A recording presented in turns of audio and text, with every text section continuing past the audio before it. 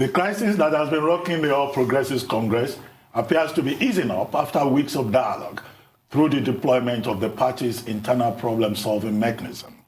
With the recognition of Victor Giadom by President Muhammadu Buhari and the dissolution of the party's National Working Committee, different reactions have continued to trail that sequence of events. While addressing journalists on Saturday, the chairman of the dissolved National Working Committee, Adams Oshiomhole, restated his loyalty to the party and President Muhammadu Buhari, adding that he accepts the decision of the party to stand down. Oshiomhole had led the committee before his recent suspension. Other members of the dissolved National Committee also stood down and promised to seek redress in court. They promised to cooperate with the newly appointed caretaker committee, headed by Governor of Yobe State, Mai Mala Buni, which is saddled with the responsibility of organizing a convention in the next 6 months. In his reaction, a former governor of Lagos State and chieftain of the party, Bola Ahmed Tinubu, said that the National Working Committee became split because of unnecessary conflicts engendered by gladiators who wanted to use the power of executive authority to further their grievance. He described the internal crisis as the behavior of a fight club, adding that there were mistakes which Oshiomhole must own up to. Presidential media aide Garuba Shehu explained that the decisions taken by the National Executive Committee of the APC became necessary to save the party from imminent collapse and in line with the party's constitution. Joining us now from our Abuja studio to discuss the resolutions of the All Progressives Congress from a national perspective is Mustapha Salihu, former National Vice Chairman, Northeast, and a member of the dissolved National Working Committee of the party. Good morning, Salihu Mustapha, and thank you for joining us. Good morning. Good morning. Thank you very much. Well, quickly, let me start about the concerns that have been expressed by some members of your party who insist that what happened at the presidential villa is in violation of your party's constitution and to that extent illegal. And persons who hold that position, they've been quoting Article 17, subsection 4, and also Article 29 of the APC Constitution. Do you share their views or you disagree? I strongly disagree. First of all, you should know that by virtue of Nigerian Constitution, which guarantees freedom of association and disassociation, it says once you agree to a membership of an organization, you must adhere to the rules and regulations outlined by that organization, so much so that there will be order within the organization, so long as these rules and regulations are not against the constitution or any statute in the country. Having said that, if you look at the power of convention first, the APC Constitution has given convention an absolute power, and that any decision taken by convention within the party, there's no appeal to that as being the highest party organ. And that's Article 13.1, Roman 1. So if you go to Article 13.3, Roman 2, you will see that one of the functions of NEC, that's National Executive Committee, is to act on behalf of convention, in between conventions. And also, it has the function of being the highest executive body of the party. So if you could now read this Article 13.1 together with Article 13.3 sub 2, you'll see that the NEC has the right to dissolve any organ, and no organ should even do anything once NEC has taken over a matter. So for some NWC members to even think of going to court to challenge the decision of NEC, I think is either mischievous or maybe they are naive as to the knowledge of our constitution, or they are just trying to be mischievous, or they are trying to get an unnecessary attention. So, but it's good that they have come. Maybe they've realized where they are wrong, and they have come out to stand down that intentions. So if you go down to Article 17 also, where it talks about standing and ad hoc committees, it now says any matter, any kind of matter or any kind of organ where the NEC, the convention, has stepped in and takes over the organ, maybe because of crisis, one crisis or the other, either state, local government, or what. Once the convention takes over through NEC, that no organ again should talk about, or any committee within the party should talk about that very matter until the matter is being finalized by NEC, by convention through NEC. So this is a similar incident that happened. National Working Committee is an organ lower than convention, lower than board of trustees, lower than National Executive Committee. And there was a problem within the National Working Committee, and it was dissolved by NEC. And now an ad hoc committee is being formed to now take over the functions of National Working Committee. In line with that Article 17, no organ again, or any officer of the party, or any member of the party is supposed to talk about, challenge, or even meddle with the affairs of the ad hoc committee as constituted by NEC using the power of convention, which it has in Article 13(3) sub 2 to discharge in between convention. So it is straight law that you are not supposed to challenge that, so long as you decide to remain as a member of that organization, which you swore an oath to uphold its constitution while you are joining the organization as a member, or while you are being sworn in as an executive of that organization. So to that extent, I don't think they have the locus to even challenge the decision of NEC, being the highest executive body and discharging the powers of convention. Well, I was going to ask you, what are the options before disgruntled NWC members, but you've answered that question with that proviso for as long as they choose to remain in the party. So their options are to leave if they're not satisfied. Can you confirm that? And then I have a second question for you. I'm not giving them that option.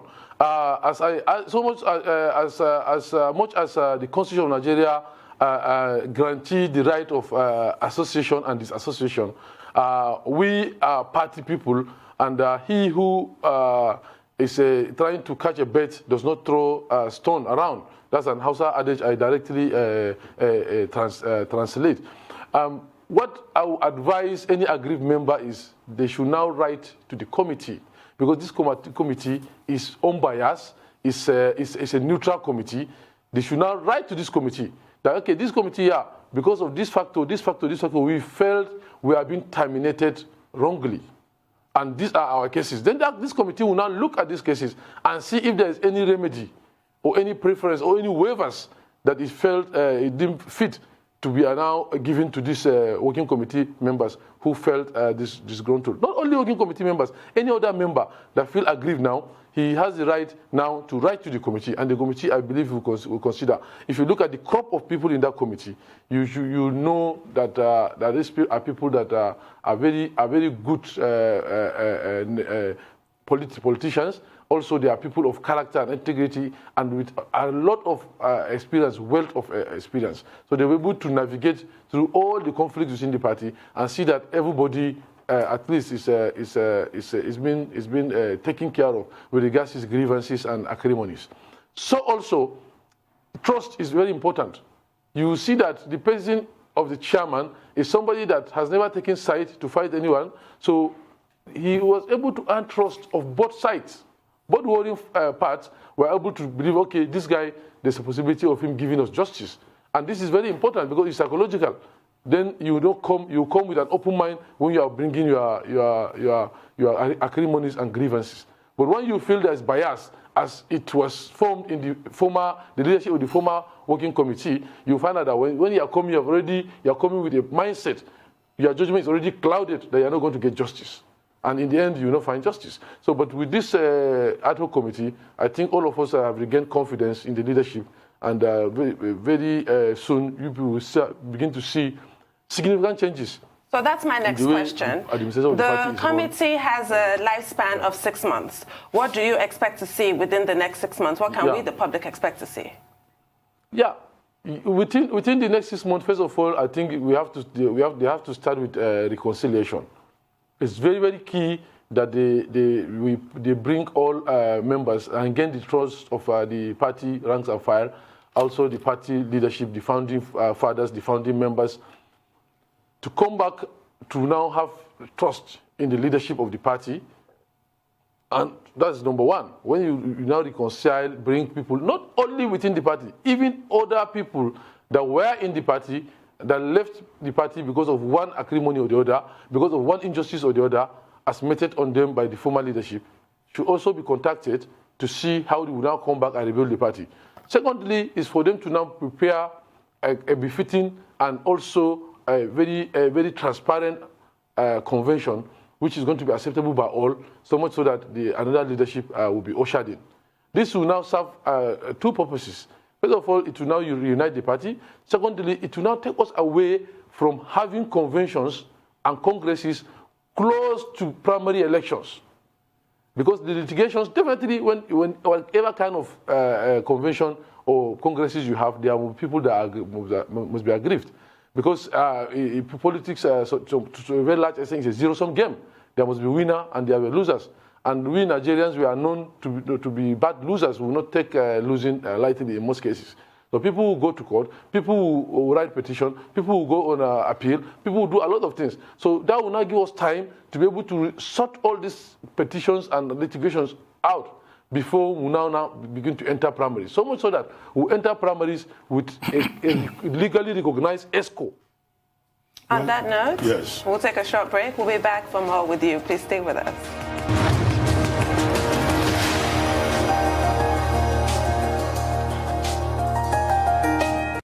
All right, welcome back to the Rise News channel. We've got Mustapha Salihu, former National Vice Chairman, Northeast of the APC. I want to ask you a very honest and direct question. And please, if you can look me in the eye and be honest with me, I'll so much appreciate it. If after 6 months, all of this doesn't fall through, would you leave the APC?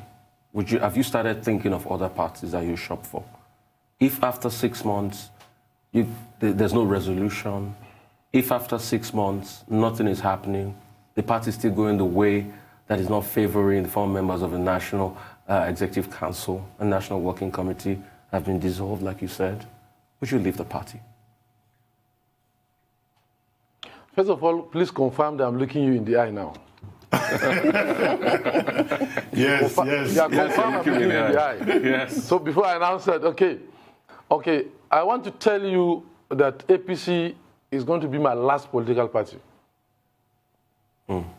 It's either APC works for me or no other party in the near future. You know why? Because my own politics is all about ideology. Not, I don't see political parties as just as vehicles, ad hoc or general purpose vehicles for achievement of my own personal or some parochial agendas. I see political party as an instrument that is going to bring change and affect my own people and affect my own country and the world at large. Just like the Aristotle says, political participation is the highest and the greatest courage and the greatest virtue in the human social activity. So also, if you follow this event very well, you should understand that I was the one that cried foul in that working committee. I was the one that went to court, which the judgment that led to the suspension of the national chairman by the court and for the consequent affirmation of that judgment by appeal court. Not because I have any personal rift with the national chairman, no. Because things are not going in accordance with the philosophy and the manifesto of our party. So long as this ad hoc committee returned our party, which I'm very optimistic they're going to do, they're going to return our party back to the constitution, which we swore to uphold, then everything will fall into place. Okay. Let me tell you, there's an adage that said fish always start rotting from the head. When the head is sick, then the body follows. But once we have a good head, then the body will be well, God willing. And I'm very, very optimistic that this committee is going to do a good job 6 months is a lifetime. They will use this 6 months and this party will, at least, I'm not telling you that there won't be crisis. I'm not telling you because the only thing permanent within life existence, as we see, is conflict. And I still believe, as a new Marxist, that rather than peaceful growth, conflict is the engine for progress. So definitely there will be conflict within the party, but I'm assuring you there's not going to be, there won't be blatant disregard to the constitution of the party and the collectivity of our voices. There won't be one-man show. And there will be compromises, there will be conflict, then there will be compromise. Then I think the party will now move synthesis, there will be antithesis, there will be synthesis again. It will now be a cyclical movement of ideas where the aggregate interests of all party members will be looked into through compromises and dialogue. And that's how all political parties exist. Well, I'd like you to tell us something. So the question of me leaving the party is not there. I'd like you to tell us something that we probably don't know. There are persons within your party who have said that what happened at the presidential villa and leading to the emergence of the caretaker committee was a case of the CPC arm of the APC seizing control of the party. You recall that APC, well, let me finish. That the APC, when it was formed in 2013, I mean, different parties, different interests came together. And now one of the national newspapers is reporting this morning that more trouble for APC as Tinubu's loyalists won't break away. Now, is there any group within that APC coalition that is talking about breaking away? Because of one of time, I want to put this question into perspective so that I will just take them briefly and precise and concise as can be. First of all, I want you to understand that there's no CPC, there's no APC, AMPP, there's no ACN. We have surrendered our certificates to form APC. And there's no line between the membership of the party with regards to APC, CPC, ACN, and AMPP. If anything, if we want to go by that, the membership of that ad hoc committee, how many of them are of CPC origin? How many? None. The chairman of the committee comes from ACN, AMPP, ACN, AMPP. The other governors there, the Osun governor is ACN, the Niger governor came from New PDP, the secretary, although they came from ACN. So if anything, if there's anybody that will be suspicious, it's the CPC people that are supposed to be suspicious, because there's no CPC or person of CPC origin that is in that committee. The committee is mainly for people of that from ACN origin and New PDP origin, and some people that came from amalgamation of other political parties that now joined the party later, which you cannot trace their roots to any political party. But what I'm assuring you is that this is just a conspiracy theory. The matter of ACN, CPC has been long forgotten. Some of us, we even didn't remember where we came from. We didn't even, because this is not a yardstick for any action or inaction within the party. I am of CPC origin, but 80% of my associates and my close allies are not.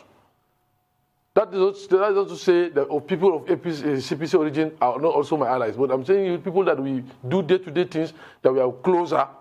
So we don't, this line has been blown very long time ago. But you know, there are crisis entrepreneurs who will now try to bring out trivialities to cause to this. And some people, yes, some people want to sell, they want to sell news.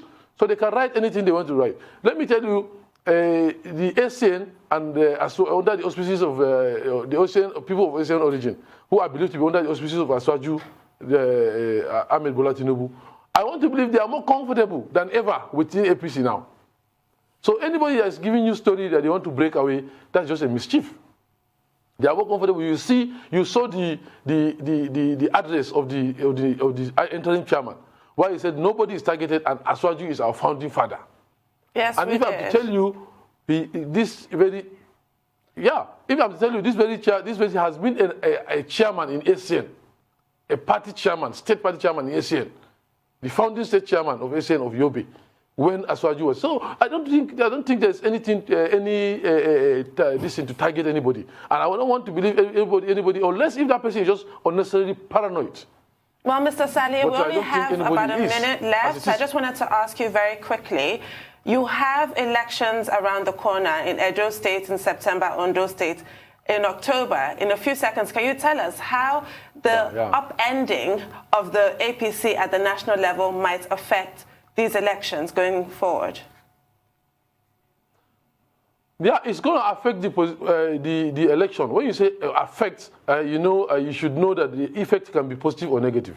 But for me, it's going to be a positive effect because the leadership tussle and the myriad court cases could have been a very serious danger to our nominations, even after the primaries, both Edo and Ondo. But now that the highest apex body have taken in and constitutionally put an ad hoc committee who now steer the party and also nominate candidates for these two elections. First of all, now we have taken out the possibility of litigations. Then the second, this thing again, having removed factionalism, the party has never been this divided. With this ad hoc committee that will bring us together, so I want to believe we'll go there as one front and fight for our candidates. Thank you very much. So these two advantages, I think they are going to produce positive image for the execution of Edo and Ondo election. Thank you very much, Salihu Mustapha. Great delight having you with us on the morning show today.